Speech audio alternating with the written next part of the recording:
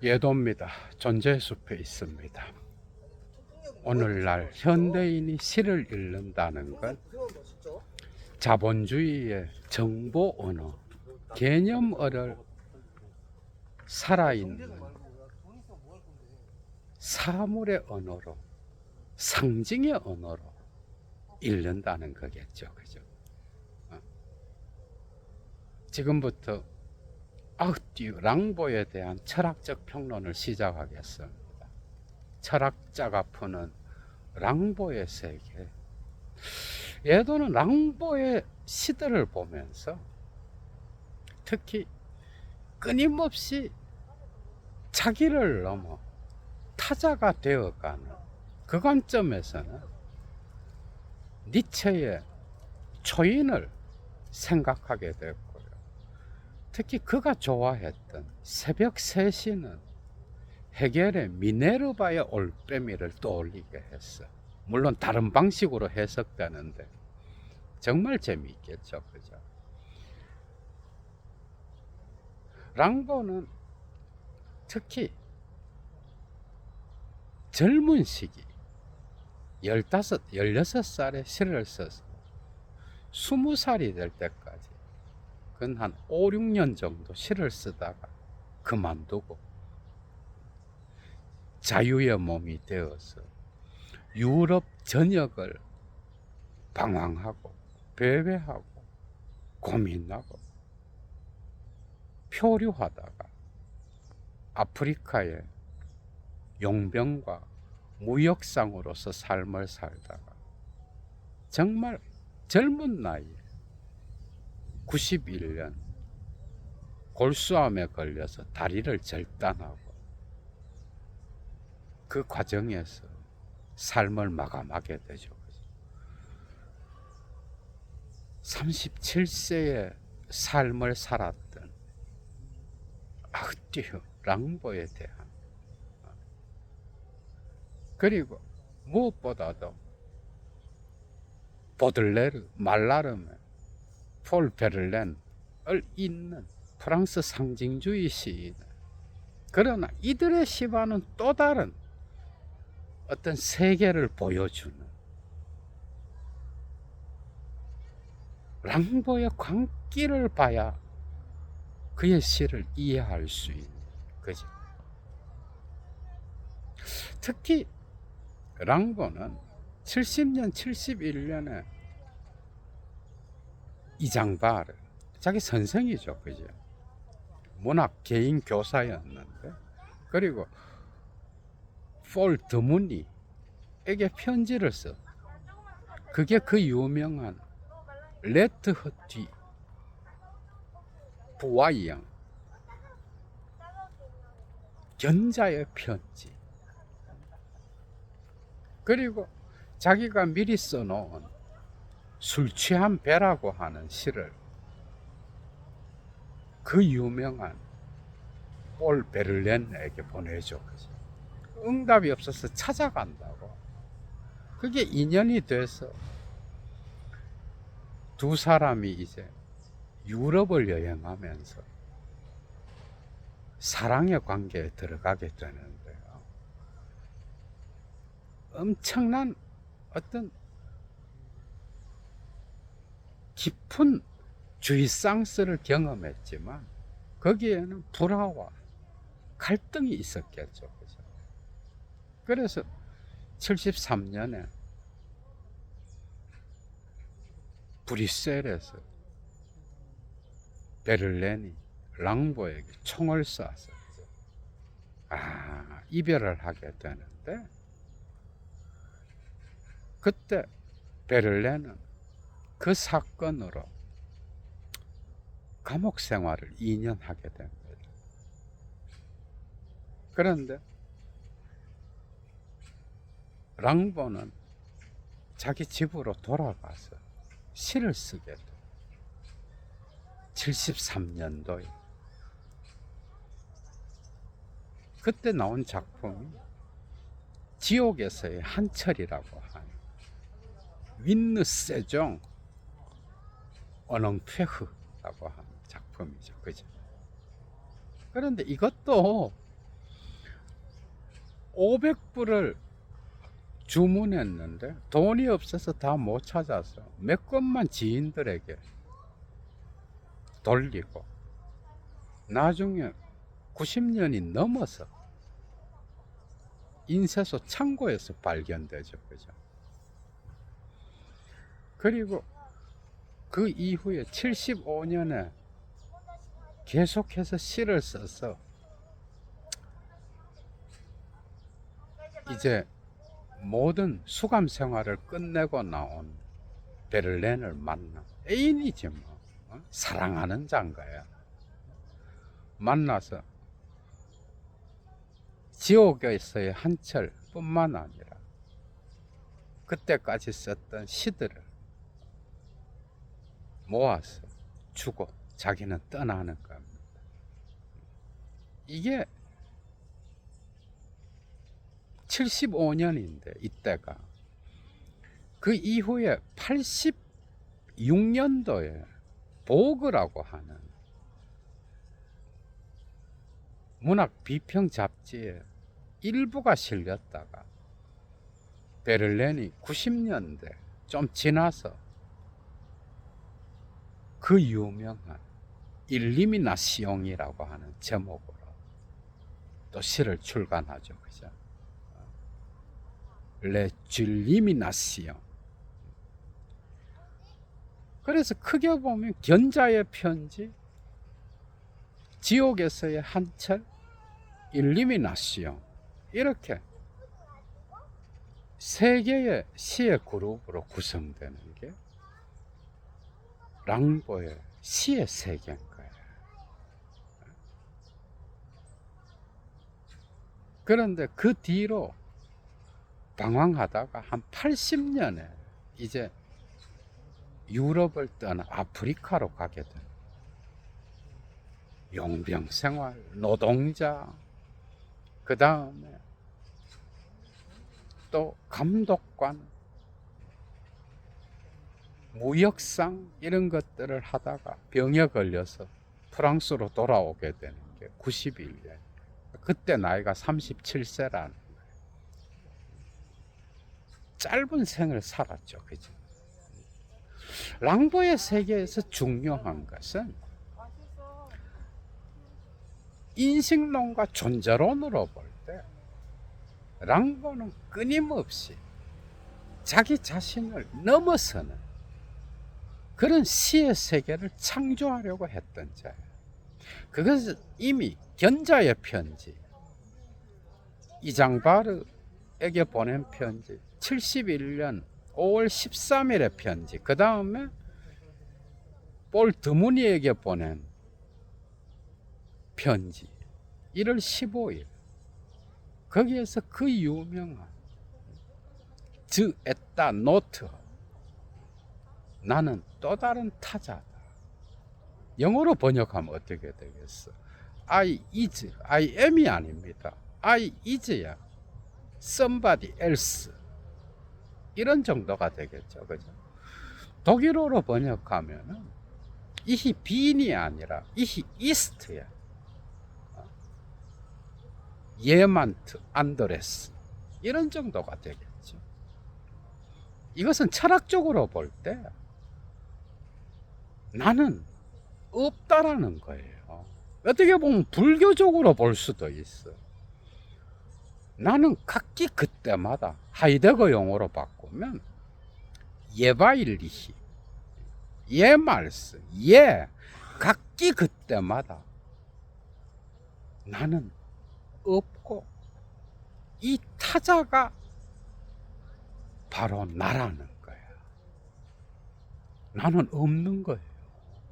각기 그때마다 매 순간 변화되는 이 나가 곧 이 타자가, 왜 타자야?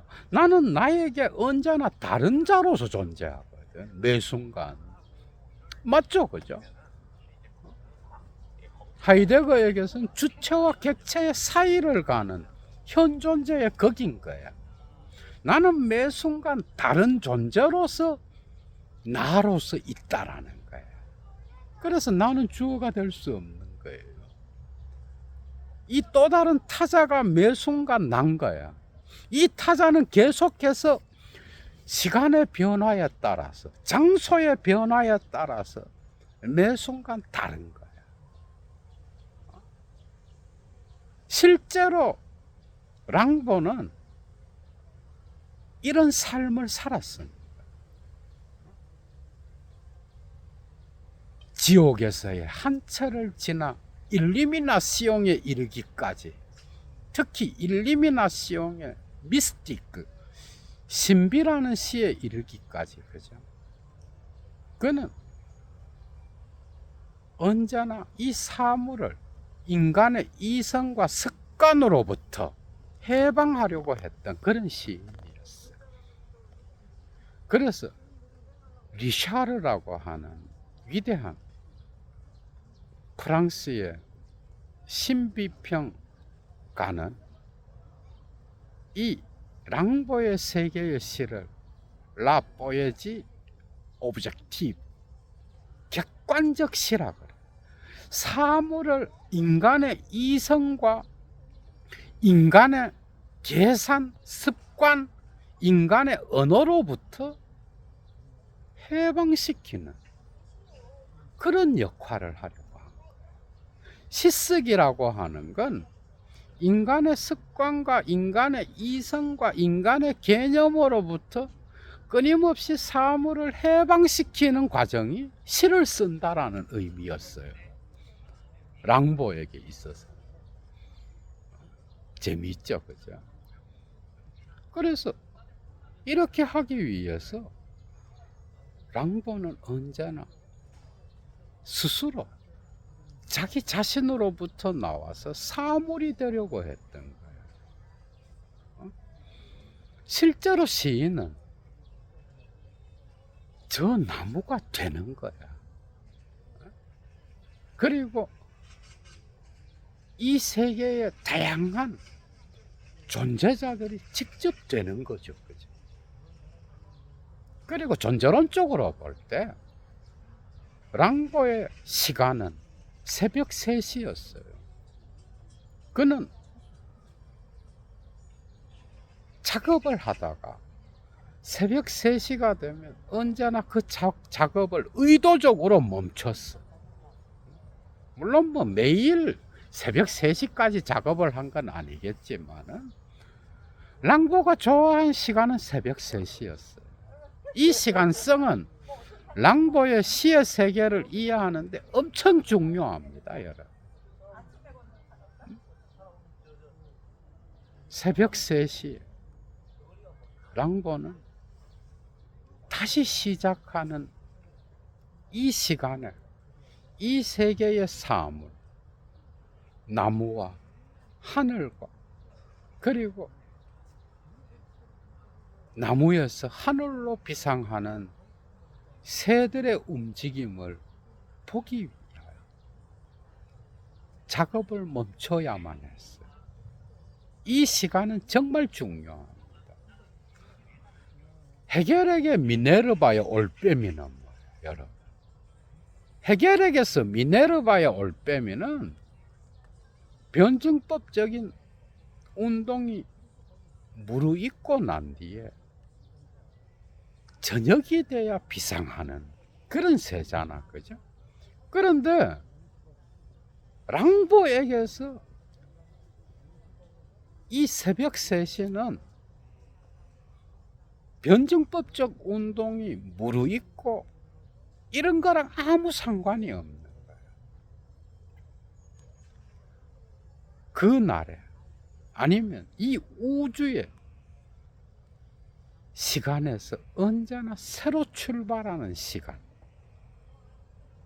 밤이 다 지나가지 않았고 아직 낮이 시작되지 않은 시간. 그래서 모든 존재자들이 잠에서 깨어나서 이제 비상을 시작하는 시간. 새는 날아오르잖아, 그죠? 비상을 시작하는 이 시간, 그 시간을 몸으로 체험하기 위하여 랑보는 시쓰기를 멈추고 이제 밖에 나가서 새로 시작되는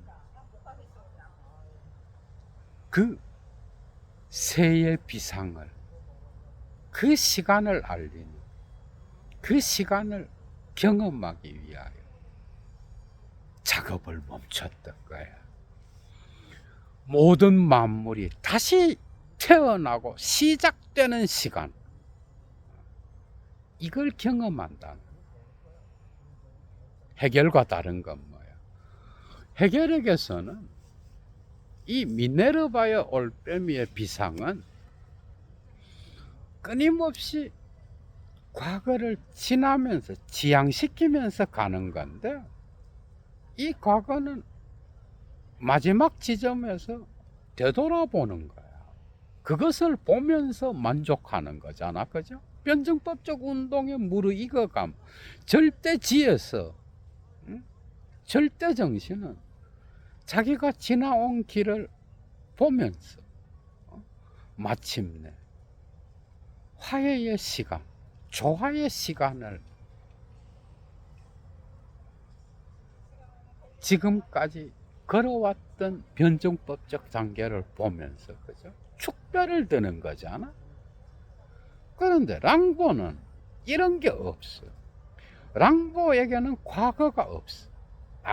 이거 정말 중요한 시간성이야, 여러분. 응? 과거가 없어.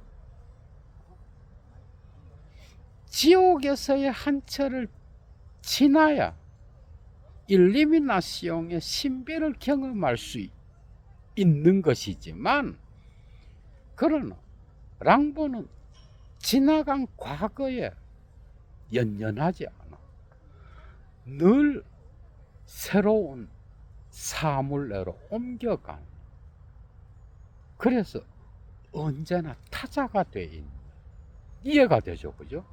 그래서 자기가 없는 거야. 어떻게 보면 고정된 자기가 없어요. 끊임없이 다른 사물을 향하여 옮겨가는. 예를 들면 보들레르에게서 어떤 사물의 향기가 있다고 한다면, 보들레르는 그 향기를 내는 그 사물에게로 역으로 추적해 들어가. 이해가 되죠, 그죠? 그리고 그 기원으로부터 향기가 나타나는, 도치로부터 일상으로 돌아가. 이중의 방에도 나오잖아.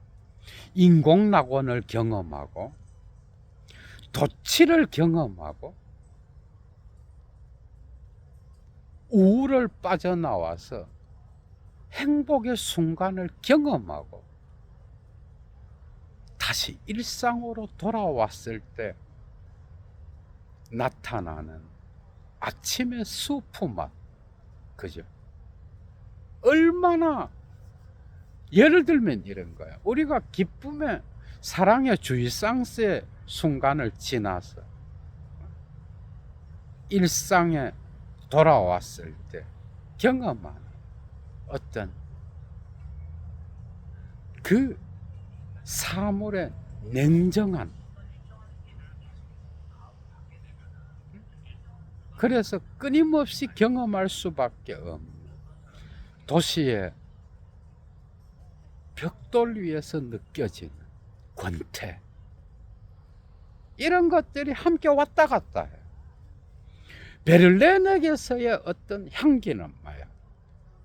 그것이 특정 존재자로부터 나오는 향기지만, 그것이 이 세계의 비인칭으로 완전히 흡수될 때까지 기다리는 그런 향기를 말하죠, 그죠? 그런데 랑보에게서 향기가 있다면, 그 향기는 특정 존재자의 과거로, 그것이 향기를 풍기는 존재자 자체로 돌아가서 그 기원의 생생함을 맛보는 이런 개념이 아니야. 한 사물에서 그 향기는 언제나 다른 사물로 옮겨가는 거예요. 기원이 없어. 랑보에게 기원이 있다라고 한다면 그것은 새예요, 새. 새와 같이 끊임없이 비상하면서 올라가는. 그러나 때때로 이 새는 어려움을 겪을 때도 있어. 특히 우리가 술 취한 배에서 경험하는 그 배는 뭐예요? 항구에 묶여서 바다로 나가지 못하는 배인 거예요. 거기에도 새가 있어요. 그 새는 뚱뚱하고 볼품없는 그런 새들이죠. 그죠? 그래서 창공을 향하여 비상하는 그런 미래를 향하여 나아가는, 새로운 사물을 향하여 나아가는, 이쪽에서 저쪽으로 건너가는 그런 어떤, 이게 시에서의, 랑보의 세계에서의 어떤 시석인 거예요. 시를 쓴다는 건 건너감이야. 사물을 해방시키는 거예요. 새벽 3시는 모든 사물이 다시 태어나는 시간. 사물이 인간의 이성과 인간의 습관과 계산과 이런 것에 의하여 길들여진 인간의 관념으로부터 풀려난 사물의 해방의 시간인 거예요. 그래서 랑보에게서는 그 향기는 뭐예요? 그 향기를 내는 존재자에게로 돌아가는 향기가 아니라 미래를 향하여, 또 다른 향기를 향하여, 또 다른 사물을 향하여 이쪽에서 저쪽으로 넘어가는 그런 향기인 거예요. 그래서 보들레르에게 시몬이 있다라고 한다면 랑보에게는 어떤 존재자의 깊이로 들어가는 이런 시몬은 없는 거예요. 여기로부터 저기로 날아가는 그런 비상이 있는 거예요. 그래서 새의 상징은 매우 중요합니다. 이러한 삶의 충만한 시간, 우주와 세계의 새로 태어남의 충만한 시간을 경험하기 위해서는 반드시 지옥의 한철을 통과해야 되는 거예요. 그래서 지옥의 한철에서의 시인의 자아는 뭐예요? 현실과 투쟁하는, 그리고 광인이 되어서 이 투쟁으로부터 벗어나라고 하는, 그러나 벗어나지는 못하는 그런 상징들이 천지인 거예요. 지옥에서의 한철의 상징은 뭐예요? 불인 거예요. 이 불은 사막을 상징하고 이 사막은 불임이야. 그래서 고통과 회한과 아픔, 비생산성, 고독. 그래서 전통으로 돌아가서 문제를 해결하려고 하는 상당히 수동적인 그런 시인의 자아인 거예요. 그러나 랑보는 여기서 끊임없이 갈등, 도덕과 역사와 신학으로 돌아갑니다. 그래서 끊임없이 사탄이 나오면서 신들이 나오고 예수가 나타나고, 때로는 프랑스 전통의 위대한 선조들이 나타나고, 미친 마리아가 나타나. 성모 마리아가 끊임없이 갈등이에요. 이 불은 사막을 만들어 생명을 태워버리고 시인을 절망의 한가운데로 몰아세우는. 그래서 여기에서 마치 폴 베를렌과의 사랑의 심패를 읽으려고 하는 자들이 많은데, 사실은 그것은 상당히 지엽적인 거죠. 그죠? 이 지옥에서의 한철은 랑보의 삶과 죽음, 거기에서 경험되는 아픔, 어두움, 우울, 고독, 이걸 통과해야만 일리미나시옹의 신비를 경험할 수 있는 거야, 여러분. 갈등하는 시인의 차. 그래서 새벽은 언제나 랑보에게 있어서는 새로 태어나는 시간인 거예요. 이것을 거쳐서 일리미나시옹으로 가야 삶이 보이는 거예요. 지옥에서의 한철에서의 불의 상징이 일리미나시옹으로 가면 물로 변해. 물의 세계. 물은 랑보에게 있어서는 창조성, 범람, 홍수. 그래서 일리미나시옹 시의 거의 첫 부분에 홍수 이후에가 있잖아. 그죠?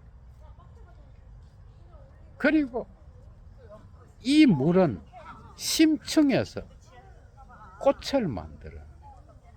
그것은 초원이 되고, 그 초원은 나무들의 생명력과 함께 움직이며, 그리고 돌들을 보여주고, 이 초원은 어떻게 보면 랑보가 꿈꾸는 영원성의 무한의 세계를 생각나게 하는 거예요. 그 상징은 영원이라는 시에도 나타나죠. 그죠? 거기에 먼저 조건이 있어. 이 영원의 상징을 보기 위해서는 그 조건은 나의 이성적 계산을 없애야 되는 거예요. 나의 습관적이고 이성적인 사고로 이 세계를 보는 것. 이것을 멈출 때에 드러나는 무한의 세계. 태양과 함께 있는 바다인 거예요. 일리미나시옹에서의 시인이 영감을 받고 조명을 얻고 경험한 그 세계는 사물이 해방된 세계인 거예요. 물론 거기에는 도시들의 직선의 어떤 인공적인 것도 나타나죠. 그죠? 인간이 만든 건물, 다리, 길, 이런 건 다 직선인 거예요. 그러나 그 직선은 이 우주와 세계의 자연적인 생명력에 의하여, 곡선에 의하여 흡수돼 버리는 무한의 세계인가. 이것을 랑보는 경험하려고 했던 거. 그래서 언어를 파괴하고 그 언어를 상징으로 만들어야 이 세계는 드러나는.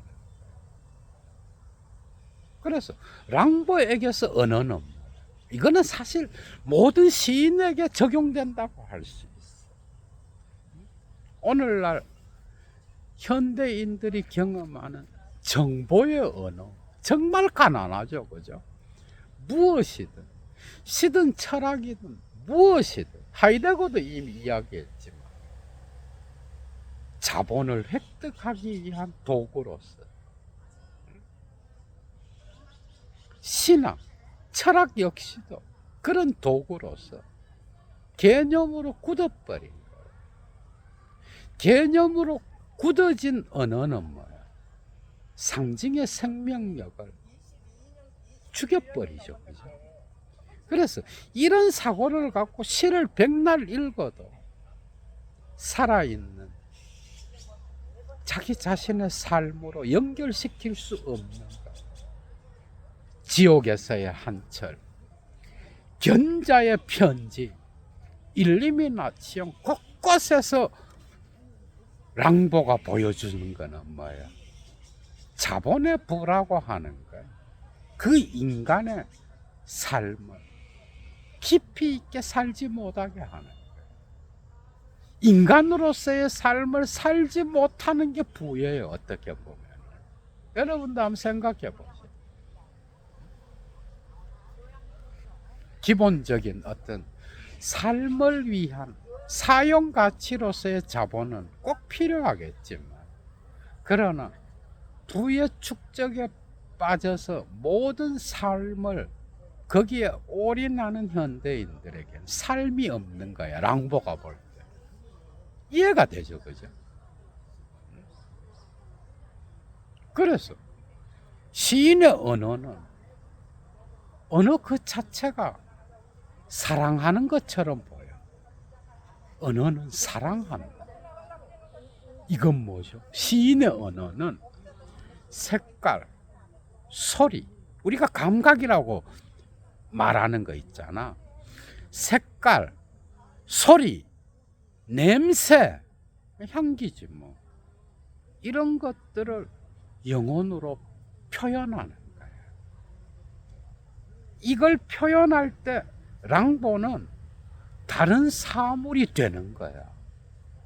직접 그 사물이 되어서 매 순간 각기 그때마다 타자가 되는 거야. 나는 매 순간 또 다른 타자다. 사실 그죠? 어떻게 보면 18, 19세기에 프랑스 문학이나 독일 문학, 영국 문학, 영국에서는 특히 에드워즈 이런 시인들이 유명하죠. 그죠? 보여주려고 하는 한 가지 주제가 있다면, 물론 뭐 다양한 것 중에 하나겠죠. 그죠? 인간만큼 인간적이지 않은 존재가 없는 거야. 여러분도 이거 한번 생각해 보시오. 인간만큼 인간적이지 않은 모습을 한 게 바로 우리 인간들이에요. 인간은 모두 다 자기 자신에게 타자예요. 응? 이게 나인 것 같지만 사실은 나는 없어. 매 순간 다른 방식으로 나는 언제나 바깥에 나가 있는 거야. 그래서 시는 색깔, 소리, 냄새, 향기 이런 것들을 살아있는 그대로 영혼의 사유를 통하여 경험하고 그걸 표현하는 거예요. 그래서 시인의 언어는 상징인 거예요. 예를 들어 저 나무가 개념이라고 생각해 봐요. 저 나무는 땔감이다. 완전 상징이 다 죽어버리는 거야. 이해가 되죠, 그죠? 저 나무에 나비가 앉아있는, 약간 살죠, 그죠?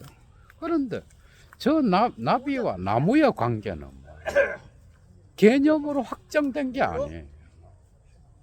응? 이 유비는 내재적으로 상당히 많은 거예요.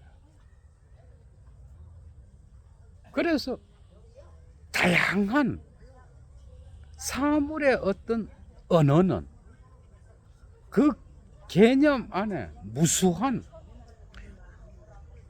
생명력으로 살아있기 위해서는 그 유비가 살아있도록 두어야 됩니다. 긴장의 상태로 두어야 돼. 하나의 의미로 확정돼 버리면 상징은 죽어버려. 이런 눈을 갖고는 시를 읽을 수가 없어. 그래서 랭보의 시집에도 얼마나 많은 명사들이 등장해요, 여러분. 그런 모든 것들이 하나의 개념으로 읽어버려. 오늘날 현대인들이 나무다, 바다다, 태양이다, 꽃이다, 이럴 때 저건 그냥 꽃이야, 이렇게 읽어서는 이해도 안 되지만은 그 모든 시의 상징들이 다 죽어버리는 거예요. 그래서 시의 언어는 사랑을 직접 표현하는 거예요. 그래서 시의 언어는 사랑하는 언어예요. 소리, 색깔, 냄새를 느끼게 하는 언어인 거예요. 살아있는 생명의 언어인 거예요. 그래서 이런 사물들이 인간의 인위적인 개념이나 습관이나 이성적인 어떤 것에 의하여 죽지 않도록 매 순간 새벽은 이런 인습성을 깨고 사물이 해방되는 시간인 거예요. 이게 바로 랑보의 시간이에요. 시의 언어와 함께 매 순간 다시 태어나는 사물에 해방된 그 순간, 밤은 아직 완전히 지나가지 않고 낮은 시작되지 않는 모든 사물이 매 순간 다시 태어나는 그 시간, 새벽 3시. 그래서 실제로 일리미나시옹에서는 랑보가 받은 그 모든 영감들을, 그죠? 다양한 주제에 맞추어서 창조하는 거예요. 그 우주는 언제나 미래를 향해 나가 있다라는 거예요. 새는 미래를 향하여 날아가는 거예요. 그죠? 랑보에게 과거는 없어. 과거는 이미 떠나온 거예요. 그래서 나는 언제나 타자다 할 때 이 나는 이미 타자가 되어버린 거야. 이 나는 없는 거야. 지나간 거야. 매 순간 미래로, 이건 일리미나시옹까지 와야 경험되는 거야. 응? 다양한 사물들의 상징들이 살아있는 거야. 인간의 영혼에 의하여 조정된 우주의 조화, 세계의 조화가 아니라 사물 자체가 인간의 이성으로부터 풀려나서 그 무질서 안에서 조화를 보게 하는, 그게 바로 일리미나시옹이에요. 이 언어는 색깔과 소리와 냄새를 직접적으로 느끼게 하고 끊임없이 움직이는 이 우주의 생명체들을 보게 하는, 지나온 것을 그리워하고 갈망하고 그리고 다시 돌아가서 그 흔적을 경험하는 게 아니라 매 순간 새롭게 태어나는 그 사물의 해방 안에서 자아 역시도, 시인의 자아 역시도 해방을 느꼈다라고 합니다. 이게 바로 랑보의 시간성입니다, 여러분. 그래서 매 순간 초인이 됐던 거예요. 응? 인간의 자아는 하나가 아니잖아, 그죠? 오늘날 포스트 모더니즘 담론에서 이미 얘기되는 것처럼 아감벤의 불곽을 예를 들면 쉽게 둘레지의 차이와 반복에서요, 시간성에서 나타나는 그 자아들, 나의 자아로부터 새벽이 되면 또 다른 자아가 튀어나오는 거야. 이게 바로 랑보가 자기 선생들에게 썼던 견자의 편지에서 말하는 즉 에따 노트라는 개념. 새롭게 태어나는. 그래서 거기로부터 폭발하여서 과거의 시간성을 찍고 새로운 것을 향하여 비상하여 올라가는 타자가 다시 태어나는. 그래서 매 순간 이 타자는 끊임없이 나를 만들어내는 이런 인식론인 거야, 어떻게 보면.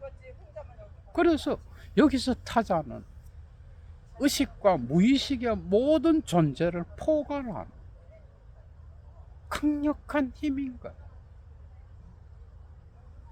새가 새벽 3시에 비상한다라는 것은 매 순간 자아로부터 다시 태어나는 또 다른 자아, 태어나고 난 뒤에 그 전의 자아는 없어지는 거야, 랑보역이 있어서.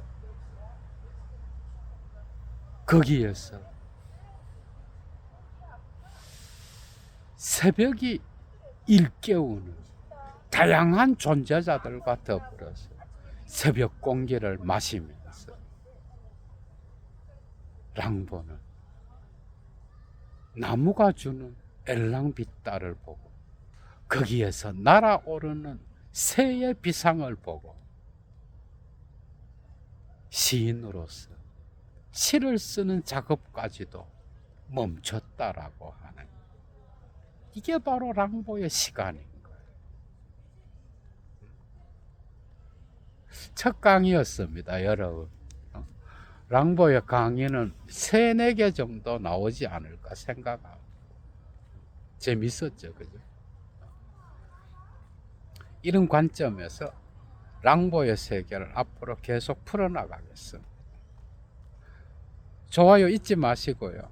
애청하시는 분들 가운데 여건이 되시는 분은 사막의 철학을 후원해 주시면 감사하겠습니다. 주스!